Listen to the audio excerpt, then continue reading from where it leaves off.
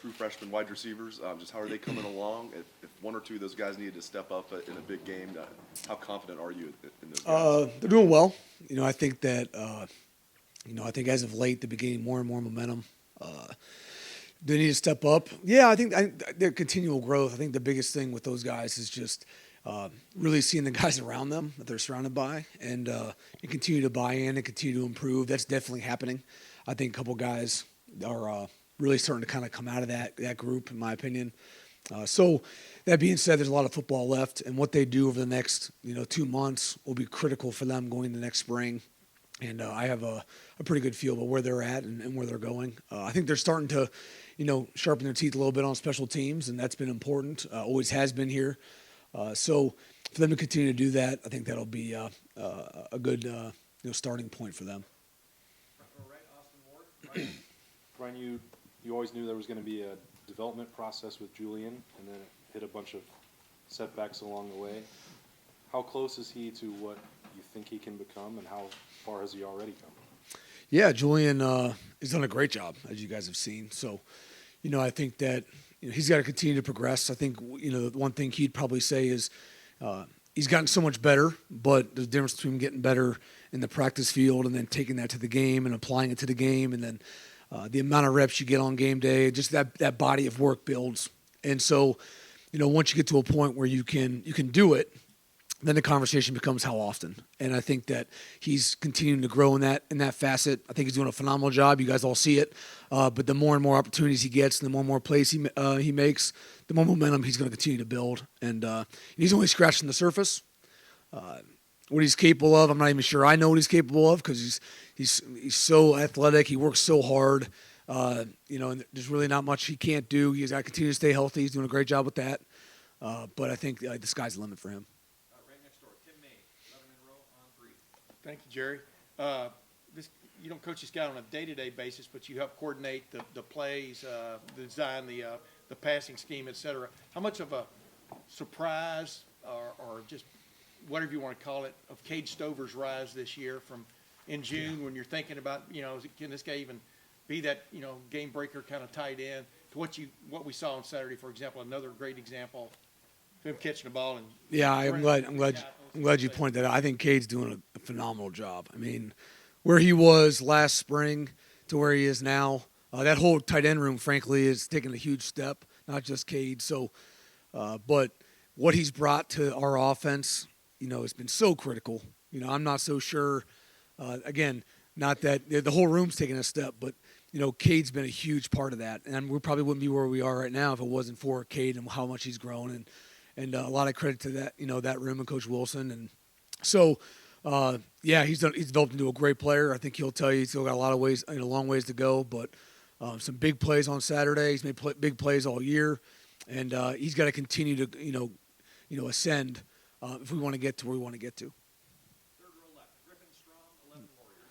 Yeah, Brian, how much attention have you been able to pay to Sam Wiglusz, a big season for Ohio, and how proud are you of a guy like that who obviously you've helped so much? Yeah, Wiggy's killing it, and I don't know if he's still tied for the MAC touchdowns. I think he was, but I wouldn't say we're too shocked here. I mean, we gave him raving reviews when he was trying to figure out his next steps and what we could get done here, and unfortunately it didn't work out here. But we always knew what he was and what he was capable of, and I'm just glad he's having a blast. Obviously, we talk probably every couple of weeks or so, but social media gives you that platform where you feel like you talk like every day. But no, he's killing it. We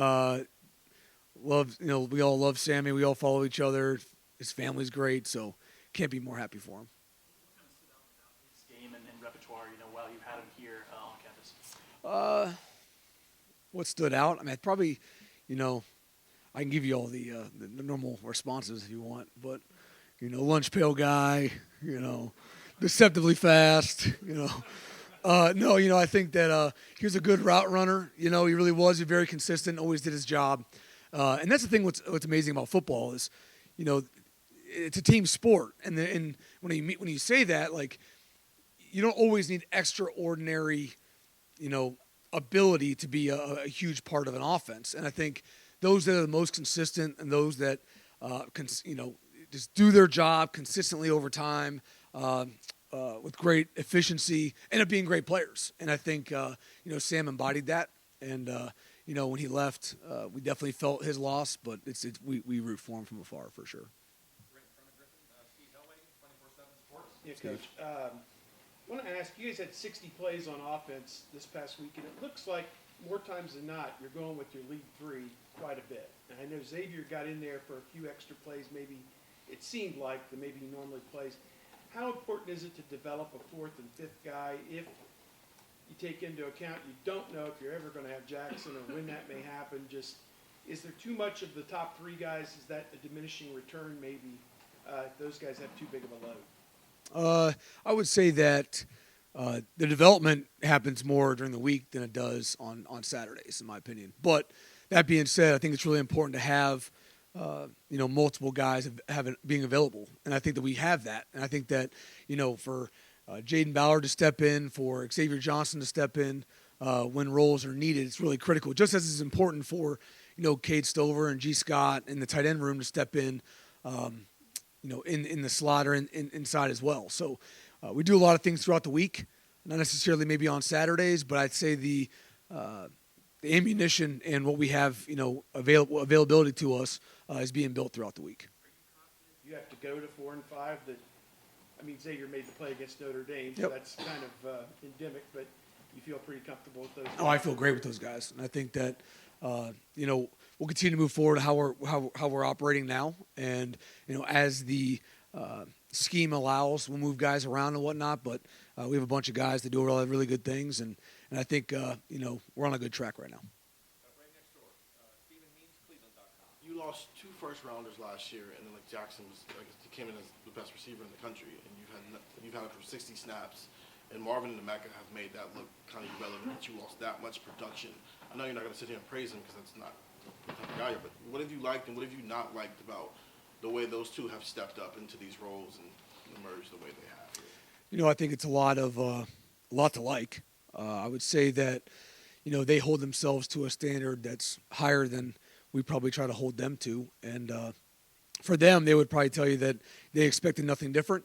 And a lot of the reasons why they're where they're at is because probably that expectation. And I think it's not an unrealistic expectation. It's an earned expectation. I think they've proven to themselves over time through practice, to their peers, that the way they're playing now reflects how they practice and how they work, along with Julian. So, I'd say that, it's a lot of credit to the room and the guys that choose the room and the guys that develop and push each other, and the success they're having is, carrying the torch that Chris and Garrett then carried from the guys before them. So not to shrug it off or not highlight it, but, that's kind of the expectation and standard we've developed, they've developed, and they're just trying to carry the torch.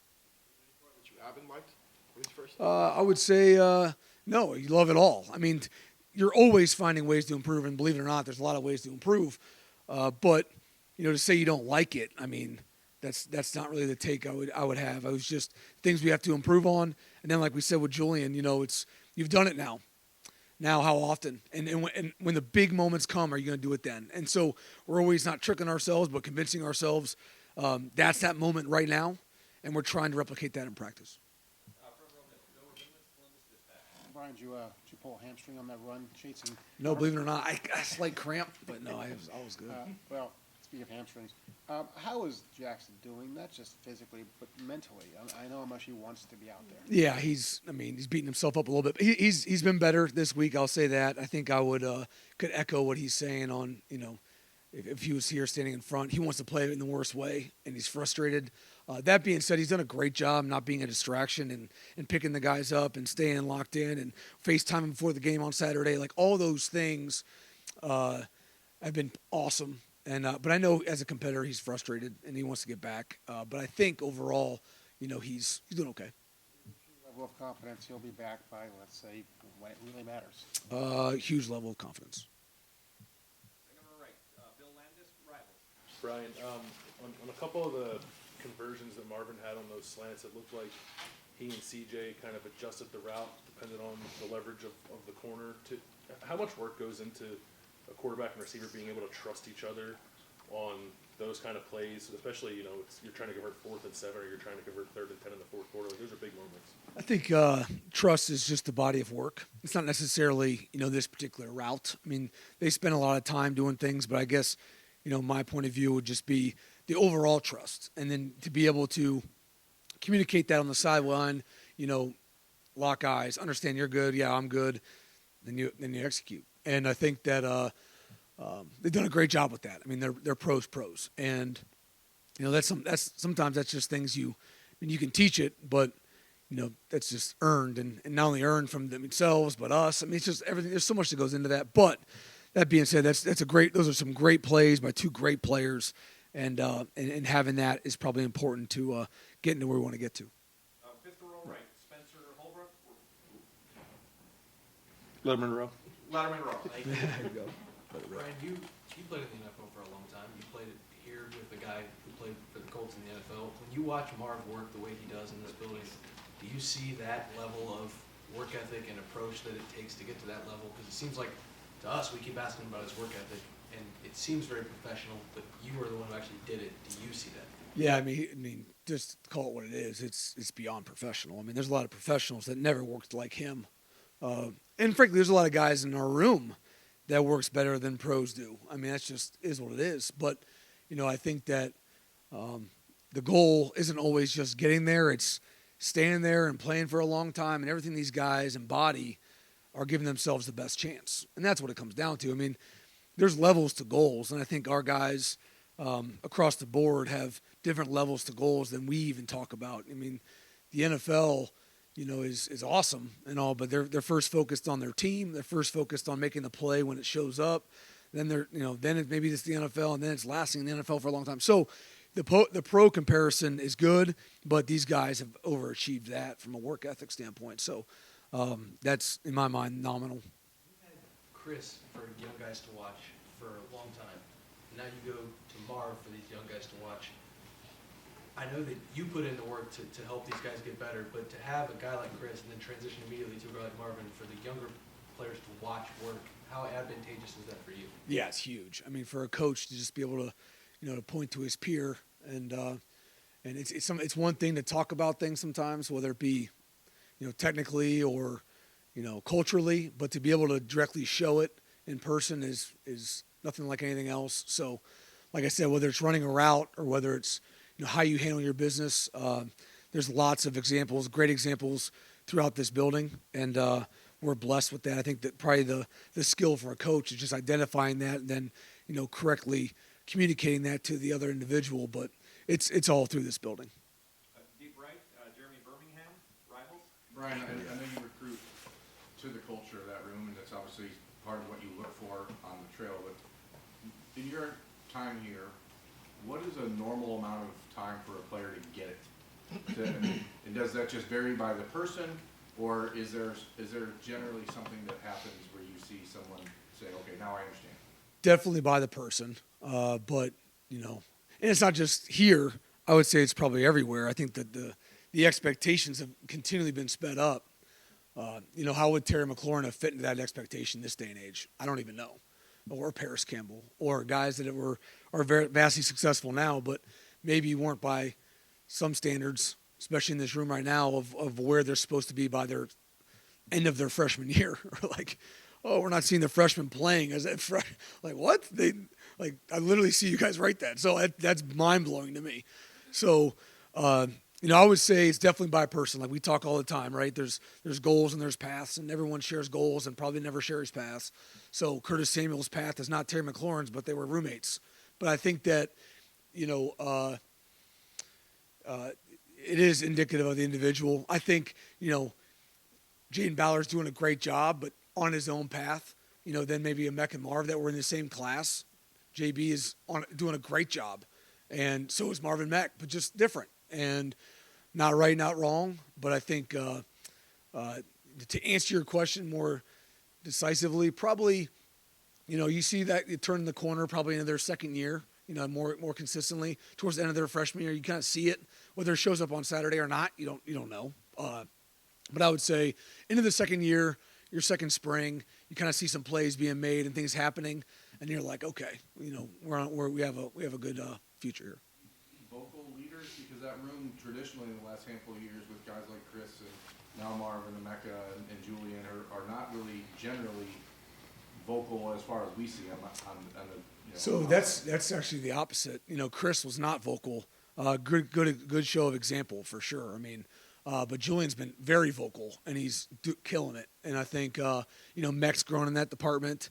Definitely not Marvin's cup of tea, but but they all do it in their own way. And I think again, there's examples everywhere, and it's just up to the coaches and the peers and to see the examples and again communicate them effectively to who needs it. And because we're surrounded by it all over this building. Couple more. Cameron T. Robinson, The Athletic. Brian, obviously with Jackson out, that kind of amplifies the importance of you guys getting Julian back healthy.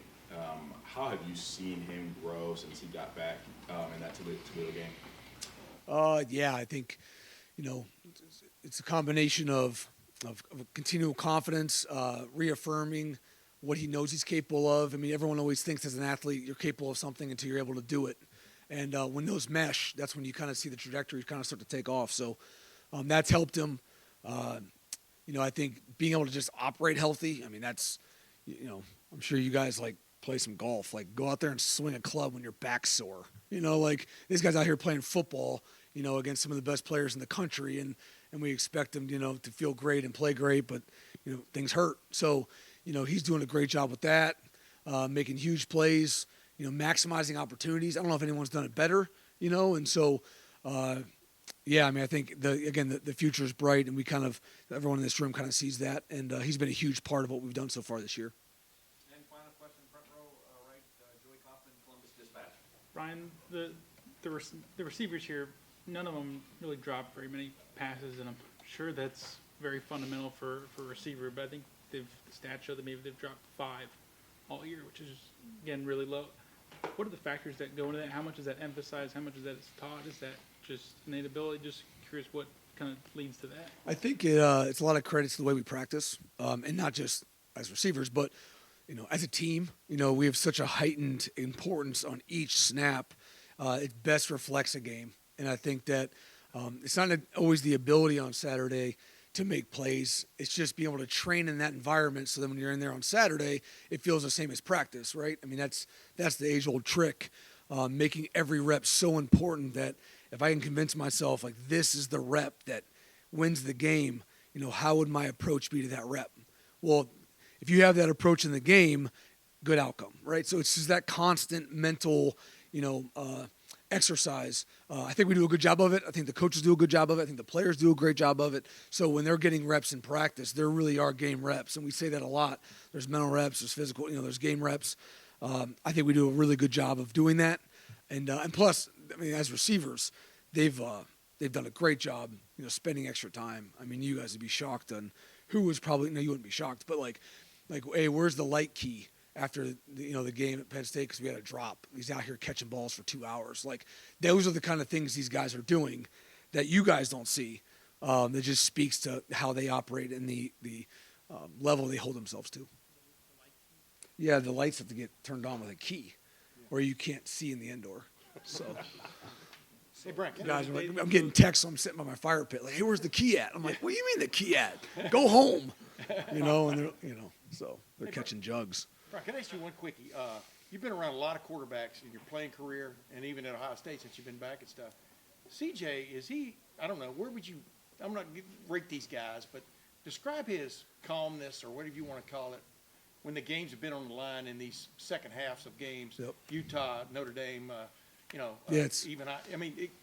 what stands out about that from your vantage point? Yeah, his calm definitely provides a lot of confidence that you're kind of alluding to. And it's definitely been a growth spot from where he was when he first started, which anyone would, but he has. Some guys just don't. He has, and the guys feel it. He keeps it calm. Lots of confidence coming from him. I would say that. I wouldn't say I'm not the quarterback coach, but you can just feel that maturity and growth on the sideline that I know everyone feels and alludes to more from the O-line. Hey, you're good. And to the receivers, I mean, that's been pretty critical and very palpable when you're on the sideline as a coach and as a player. So what you're hitting on is definitely pretty special from CJ's growth. Yeah. The accuracy of throwing the football in Oh, those yeah. moments. I mean, that's what it finally comes down to, right? Yep. I mean, yeah. I mean, when your number's called, you make the play and keeps making the play. So it's good. Coach, thank you very much. Thanks, guys.